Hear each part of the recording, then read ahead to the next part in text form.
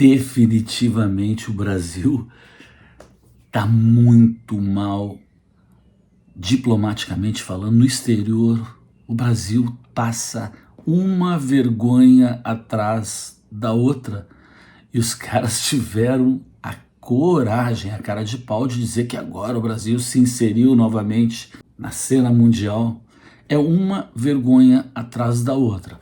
Olha aí, olha o vídeo que eu vou mostrar. Trump nem assumiu ainda. E os senadores lá já estão cobrando da administração Biden essa relação agora com esse país, que é o Brasil, que era um parceiro e agora se uniu aos inimigos dos Estados Unidos. E o cara está questionando, vem cá, o Brasil aceitou os navios iranianos, né, atracarem na costa? E vocês fizeram alguma coisa? Deram uma sanção para o Brasil ou não deram? Cobrando que a administração Biden cobrasse isso do Brasil. E olha a maneira que ele se refere ao presidente brasileiro. Olha a maneira. É uma vergonha. É uma vergonha. E esse vai ser o tom. Isso não é nada perto do que vai acontecer daqui para frente. Os caras aqui no Brasil que pensam, né? O pessoal lá, os faraós, tirando sarro, fazendo piadinha. Qual de nós vai ser o primeiro que vai perder o visto para os Estados Unidos? Tá duvidando? Olha, nem começou. Olha como Ted Cruz, um dos senadores mais combativos, republicano, texano, né, o estado mais rico lá dos Estados Unidos, olha a maneira como ele cobra o representante da administração Biden e olha como ele se refere ao nosso presidente. Mr. Nichols, I'm deeply concerned that the Western Hemisphere is being overwhelmed by anti-Americanism, and that countries across the region are aligning themselves with our adversaries and our enemies.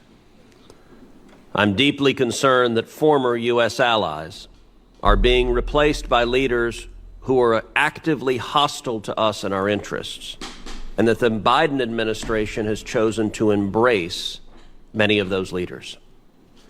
President Biden warmly hosted Lula da Silva at the White House and called him a close friend. Lula is an anti-American Chavista who embraces the Chinese Communist Party, Vladimir Putin, and the Iranian regime. I'll note that President Biden has not extended the same courtesy to Israeli Prime Minister Benjamin Netanyahu, and indeed the Biden White House has made clear that Israel's Prime Minister is not welcome in the Biden White House. Now, one of the very insidious ways that our adversaries and our enemies have infiltrated the region is through corruption. China, Russia, and Iran all exploit endemic corruption, including and especially corruption driven by left-wing movements to advance their geopolitical agendas. Congress, and specifically this committee, has recognized the importance of combating such corruption and have given you powerful tools, in particular under Section 7031C, sanction authorities.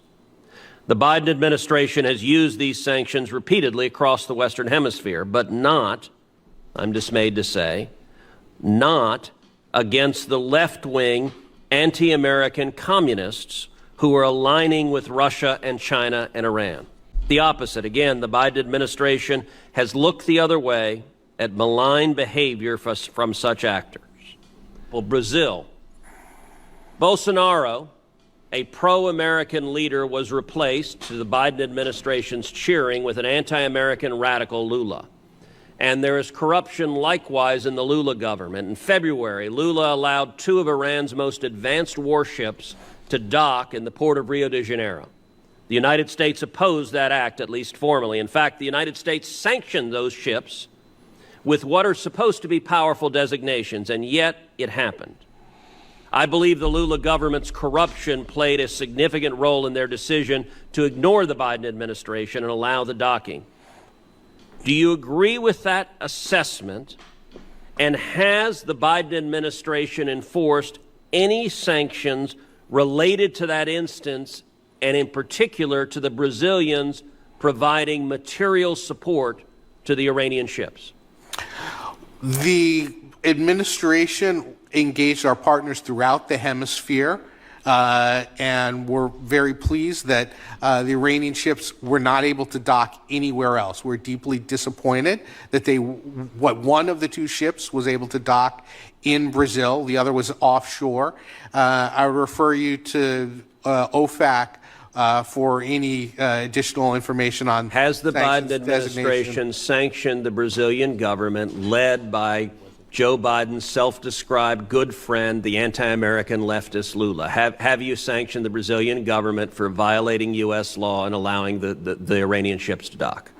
I would refer you to OFAC as to whether or not they've made a determination that action violated. You don't know whether you've sanctioned Brazil? I would refer you to OFAC. Do you know? I would refer you to OFAC. Do you know the answer? That's a yes or no question. Do you know whether the Biden administration has sanctioned Brazil? I am not aware of any sanctions with regard to that specific situation. Nor am I, and that's the problem.